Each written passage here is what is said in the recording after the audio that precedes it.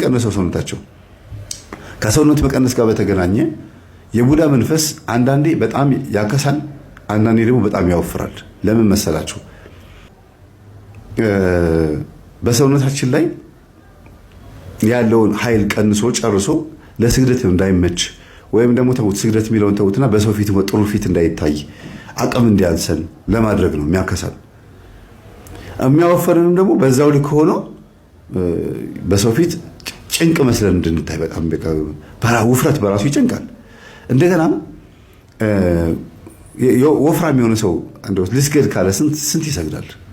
7 ለመስገድ መከራውን ነው የሚያው ላትበላት ነው የሚሆነው ሴትም ሆነች ወንድ።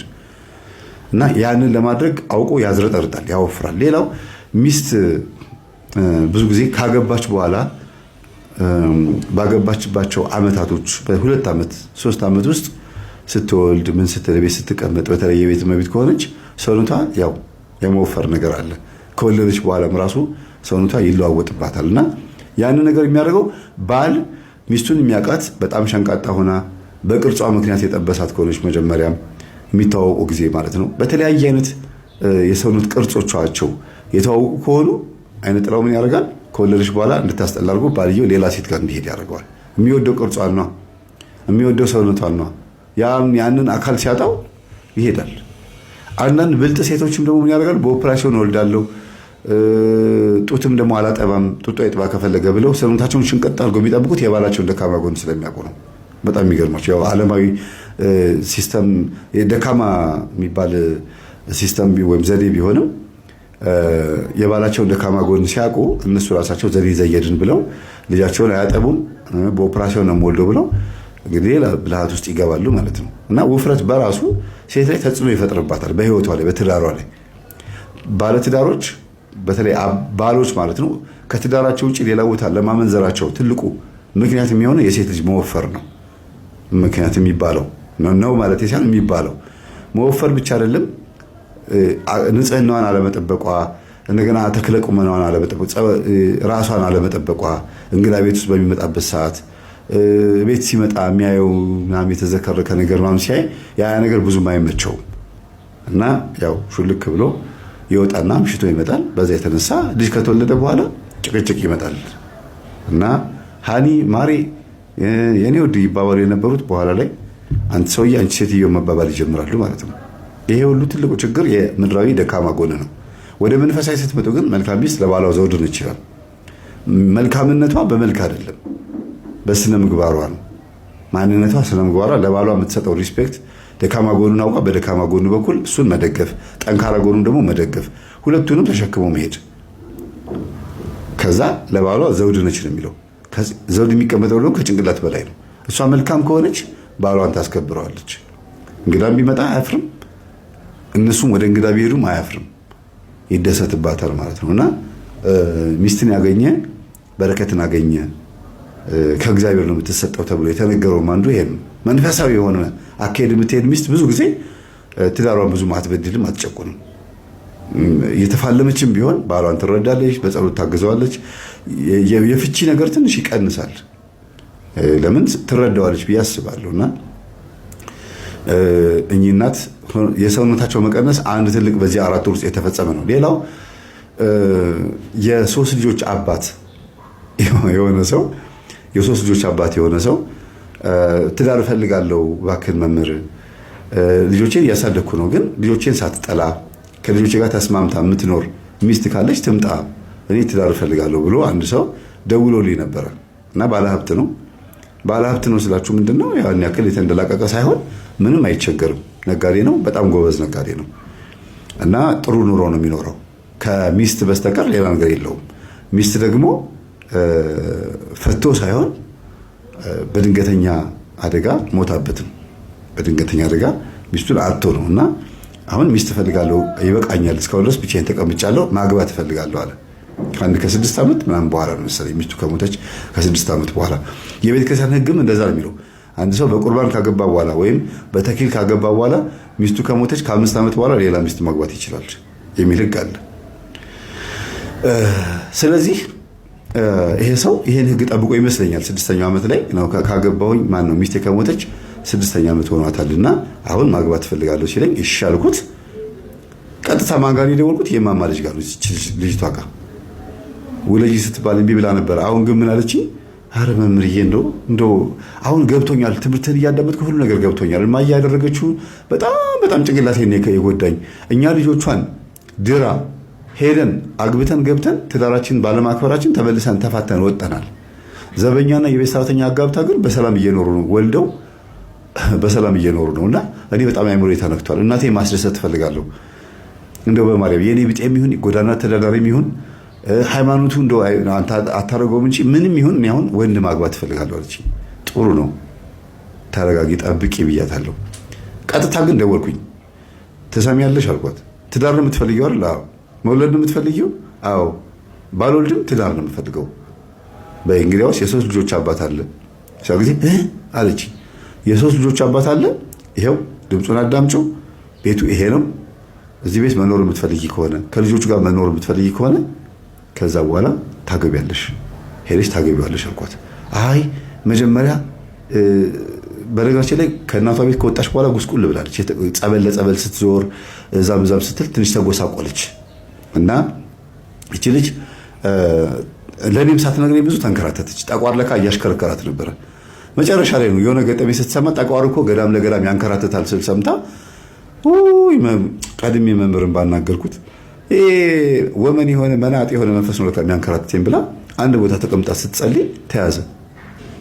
ሳቀባት። እንዲያው የጠቋር መንፈስ ብዙ ጊዜ ገዳም ለገዳም ያዞራል። አወኩ ይላል። መጽሐፍትን የተረዱ አስመስሎ ከደብተሮች የሚመጣ መንፈስ ስለሆነ ብዙ ጊዜ ሰዎችን እንደዛ ነው የሚያደርጋቸው። እና ልጅቷ ትንሽ ባህሪዋ ተቀይሮ ነበረ። የደወልኩለት በዚህ ሰዓት ላይ ሆና ነው። መምህርዬ ደክሞኛል፣ በቃኝ። አሁን ገዳም ለገዳም መሄድ የለ ዝም ብሎ መንገድ አወድ የለ ምን የለ። አሁን የምፈልገው ትዳር ነው። 4 የሌሊት ክፍያዎች አሉ። ከ1 ሰዓት እስከ 3 ሰዓት የሰራተኞች ጊዜ እና ሰዓት ሲሆን ሰውን የለመዱ መናፍስቶች ከሰው ጋር ህብረት ያላቸው መንፈሶች እስከዚህ ጊዜ ድረስ ያለውን ወቅት ይቆጣጠራሉ። ከ3 ሰዓት እስከ 6 ሰዓት ያሉ ኃይላት ደግሞ ህሊናን፣ ልቦናን የሚመረምሩ ሲሆን ከ6 ሰዓት እስከ 9 ሰዓት ያሉ ኃይላት ደግሞ ጠንክረው የሰው ልጅን ህይወት የሚቆጣጠሩ ማንነቱን እስኪረሳ ድረስ የሚፈትኑ አይነት ናቸው። ከ9 ሰዓት እስከ 12 ሰዓት ድረስ ያሉ የመናፍስት ጠባያት ኑሮውን፣ ጊዜውን፣ ነገ የሚሄድበትን እድሉን፣ ራእዩንና ተስፋውን የሚይዙ እና የቀኑን ጊዜና ሰዓት በተለየ መንገድ በራሳቸው አካሄድ ብኩን ሆኖ እንዲኖር ተለካክፎ እና ሐሳቡ እና መሻቱ ከቅዱ ጋር እንዳይገናኝ አድርገው የሚቆጣጠሩ የመናፍስት ጠባያት ያላቸው ናቸው። ከ9 እስከ 12 ሰዓት ድረስ ማለት ነው። እንግዲህ ማታ ጸሎት አድርሰን ጸልየን ሰግደን እግዚአብሔር አምላክ ሆይ ብለን መማፀን ባቃተን ደካማ ባህሪና ጉልበት ውስጥ የምንኖር ከሆነ እነዚህ አይነት መናፍስቶች በከፍተኛ ሁኔታ የሚያጠቁን ሲሆን እቺ አሁን ጂን ያላት ሊሊት የተባለችው በዕብራይስጡ ጂን የተባለችው በኢሳይያስ መጽሐፍ ላይ በዕብራይስጡ ሊሊት የተባለችው አጋንንት ከ6 ሰዓት እስከ 9 ሰዓት ባለው ጊዜ ላይ በከፍተኛ ሁኔታ ሰብአዊ ልክፍትን በተሻለ መንገድ የምታደራጅ አይነት ናት። ስለዚህ ነጮቹ እችን መንፈስ ለጥፋት ለመዋል ብዙ መንገድ ሄደው ለአፍዝ አደንገዝነት ይጠቀሙባታል። በተለይም ሌሊት ለሚጨፍሩ፣ ሌሊት ለሚቅሙ፣ ሌሊቱን ለክፉ ነገር ለሚያውሉ፣ ሌሊት ለሚጠጡ በዚህ አይነት ልክፍት በቀላሉ ተለክፈው ቤተሰባቸውን ሁሉ ግራ የሚያጋባ ፍጡሮች ከመሆን ባሻገር ራሳቸው ጠፍተው አገር የሚያጠፉ ሊሆኑ እንዲችሉ ተደርጎ የመለከፍ ገጽታቸውም ሰፊ ነው። ስለዚህ ምን አለ ታላቁ ነቢይ ኢሳይያስ? ጅንም በዚያ ትኖራለች፣ ለእርሷም ማረፊያ ታገኛለች። እድልን መያዝ እድልን መያዝ ስንማር ስናጠና አለ ጸሎትና አለ ምስጋና በሚሆንበት ጊዜ እቺ መንፈስ በውጭው ዓለም በአሁኑ ጊዜ በቀጥታ አካላዊ የሆነ ግንኙነት የምታደርግ ናት። እነዚህን ሰዓቶች ተጠቅማ ውልብታ፣ ብዥታ እና የመንፈስ የጨለማ ድባብ በሰዎች ላይ ሲያንዣብብ በአሁኑ ዘመን ብዙዎቹ ይመለከቷታል። ጅንን ማለት ነው። በአረበኛው ጅኒ ትባላለች። በዚህ በኢሳይያስ ጅን ነው ያላት እና ጅን የተባለች ክፉ መናፍስት የልክፍት ገጽታን አሻሽላ የምትይዝ የዳፍንት መንፈስ ናት። ማን ጋር ሄደን እየተንበረከክን እንደሆነ፣ ለማን እየተገዛን እንደሆነ፣ ማን እየተቆጣን እንደሆነ፣ ቤት ውስጥ ቡና ሲፈላ የምታጓራ ሴትዮ ስላለች ዘረፊ ይሄን አርጌ ሲል እሺ ብለሽ ቂጣውን ንጉን ምናምን ፈንዲሻውን እያፈነዳሽ ዛሩን ስትካድም የነበርሽ ሁሉ ለማን ትገዢ እንደነበረ ማሰብ አለብሽ። በጸበል አናቱን የሚባል ውጣ ሲባል እሺ ታሰር እሺ የሚል መንፈስ ስንት ዓመት ሙሉ ተመለከ። ስንት ዓመት ቤት ውስጥ አስቸገረ። እገልሻለሁ፣ አንቀሻለሁ፣ እደፋልሻለሁ እያለ ሲዝትባቸው የነበረ መንፈስ ሲያዝ ከተነቃ ይቀራል የሚል እና እባካችሁ እንደው እኛንስ ጥሉን ችግር የለው መጥላቱን ግን መርምሩ እስቲ። ቁጭ ብላችሁ ይህ ሰውዬ ምን አባቱን የሚያወራው እያላችሁ እየሰደባችሁንም ቢሆን እንደው ቁጭ ብላችሁ እስቲ ህይወታችሁን እዩት። ከዛር ጋር ከጥንቆይ ከቃልቹ ከአውሊያው ከከራማው ጋር ሆናችሁ ወይም ከደብተራ ከስልማሽ ቅጠል በጣሽ ጋር ሆናችሁ ምን አተረፋችሁ? ገንዘብ፣ ፎቅ። ያው ቃሉ የሚናገረው መሰል ቤተሰሪ ይበዛል የሚኖርበት ግን የለም ነው የሚለው ትንቢቱ። ሁሉም ቤተሰሪ ይሆናል በመጨረሻው ዘመን፣ የሚኖርበት ግን የለም። ሀብቱም ገንዘቡ መጥፊያህ ነው የሚሆነው። ህይወትን ዝም ብለሽ ህይወትሽን ይኸው ዝም ብለሽ እግዚአብሔርን ተጠግቶ ድሃ መሆን ይሻላል። እግዚአብሔርን ተጠግቶ በሽተኛ መሆን ይሻላል ሰይጣንን ተጠግቶ ጤነኛ ከመሆን። ለምን? በእግዚአብሔር በኩል ሁሉ ነገር ለበጎ ነው፣ በሰይጣን በኩል ግን ሁሉ ነገር ለሞት ነው። ለጊዜው ያማረብን ይመስላል ጥሩ ለብሰን ታይተን ምናምን በሰው ፊት ምናምን ታይታ ነው፣ ግን በአይናችንም አናየው። ኢቭን እኛ አይደለንም ማይክሮስኮፕ ይሄ ጀርም የምናይበት ሴል የምናይበት ማይክሮስኮፕ እንኳን የማያየው አጋንንት በእኛ አጠገብ አለ። እንደገና ደግሞ የእግዚአብሔር ኃይል ደግሞ አለ፣ መላእክቶችም አሉ። ይሄንን ነው ማየት ያለብን። አይናችን አርቆ ማየት ያለበት፣ አይምሯችን አርቆ ማየት ያለበት በማስተዋል ነው እንጂ በዚህ በምድራዊ ጥበብ አይደለም።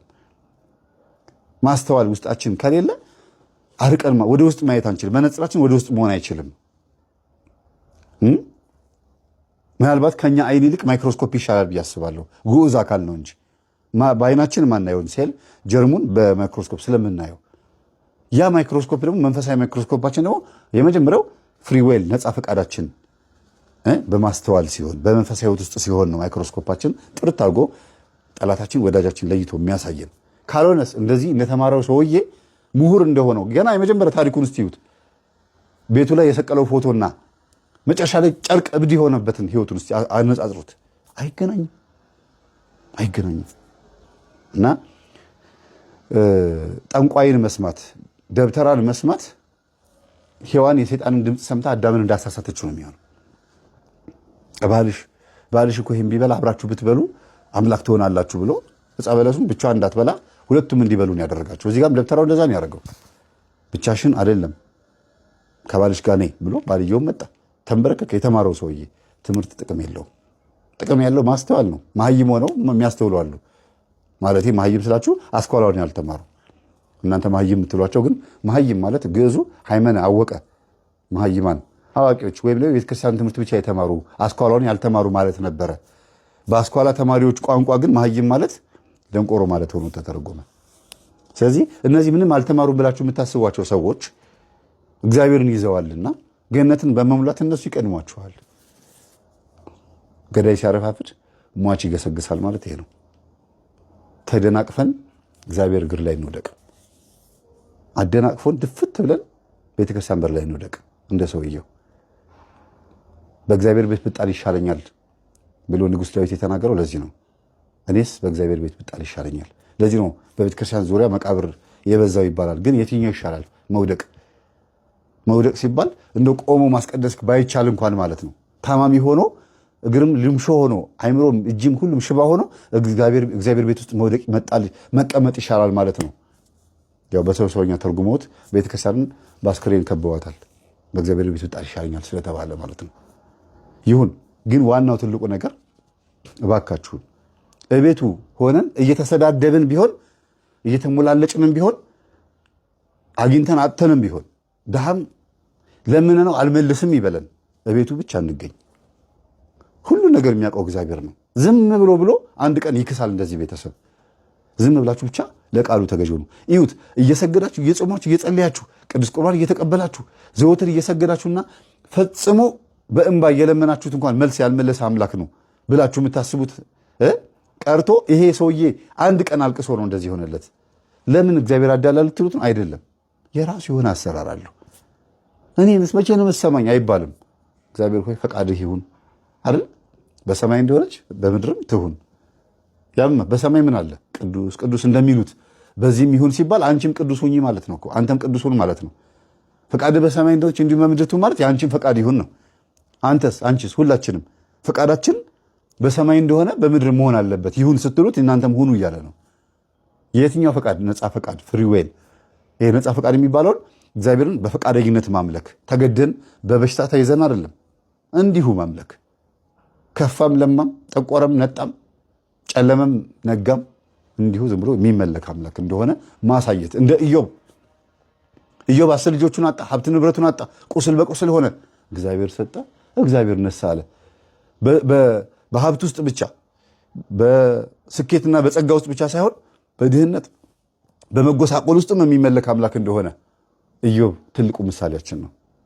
አታማሩ፣ ግድ የላችሁም። ዝም ብላችሁ ብቻ እግዚአብሔር የሚሰራውን እዩ።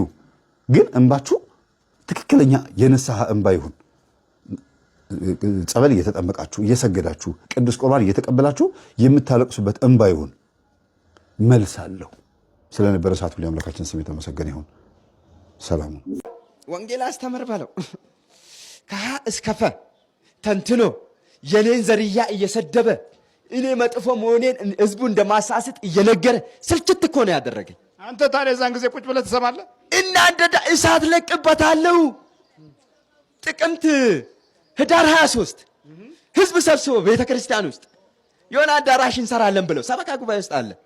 ከዛን በኋላ ህዝቡን ሞልቶ ልክ እኔ አንደበቱን ላስረው ስል መጣ ፈረሱን ጭኖ 23 ፈረሱን ጭኖ መጣ። 23 ፈረሱን ጭኖ ሲመጣ ተናደድኩን። አንደበቱን አስሯለሁ እንዳይናገር። የታባቱስና ህዝቡን በኔ ላይ ላስተች ነው እኔ መጥፎ መሆኔን ሊያስተች ነው አልኩና ልዘጋው ስል መጣና ፊቴ ቆመ። 23ቱ ሲቆም እኔ ተነስቼው ወደ ውጭ ወጣው። ከዛን በኋላ ህዝቡ ሰበሰበ። ጥቂት ሰዎች ብቆጥራቸው 20 አይሞሉም እኮ። ከዛን በኋላ ምን ማድረግ አለብን? እኛ ኮነን ቤተ ክርስቲያንን ያሳደብነው አስራት በኩራት ሳንሰጥ የእግዚአብሔርን ብር በርተን ቤተ ክርስቲያንን ለማኛ ያደረግነው እኔና እናንተ ነን። ለምን አንሰጥም እያለ ሲጮህ ህዝቡ ተመሰጠ። በትምህርቱ ተመሰጠ፣ ተደነቀ። እየሰበሰበ ብር እየሰበሰበ ቆርቆሮ ይሄናል 100 ቆርቆሮ ልጅ ያሰሩ እኮ ነው።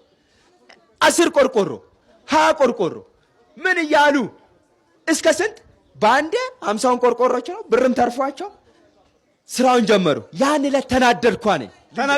የመጨረሻ እሳት ለአንድ ሳምንት እሳት ለቀኩበት። እሳት ግራ ገብቶት ሚሰጅ ላከኮ 2 ጊዜ ላንተ ምን ብሎ ተቃጠልኩ። እኔ ግራ ገብቶኛል። ቢቻል ከሆነ እስክመጣ ገስጾልኝልና መጣ። ዛሬ ከሌሊቱ ጀምሬ አልተኛውም እኮ። ሪፖርት አቀረብክ? ቆጭ በየ ጠቆር አጋንንት ነው። ጠቆር ሰይጣን። አዎ። እድሉን እንዴት አየኸው? እንዴ ምንም የሚመጥነው የለም እኮ በትምህርት። እንዴት አየኸው ነው እድሉን? ለምን አየኸው እድሉን? የሱን ለምን አወቅከው ነው? እንዴት አወቅከው ነው? እንዴት አወቅከው? የእያንዳንዱን እድል እኔ ሳላቀርቼ ነው እንደዚህ ጋር የምቆመው። እያንዳንዷ ምን እንደምትሆን ገና ስትወለድ እኮ ነው ምን እንደምትሰራ የት እንደምትሄድ አውቃለሁ። እኔ ጋር መጥቶ የተመረቁትን እኔን ዘርያ እነሱ የኔ ናቸው። ቸው የትም አባቱ ያመልጠው። ግን ሌሎቹም ማለት ነው አያቸዋለሁ። ሌሎቹን እድሉን አውቀዋለሁ። ይሄ የት እንደምደርስ ለሀገርም ጠቃሚ ለቤተ ክርስቲያን አምድ ሃይማኖት በለው የቆመ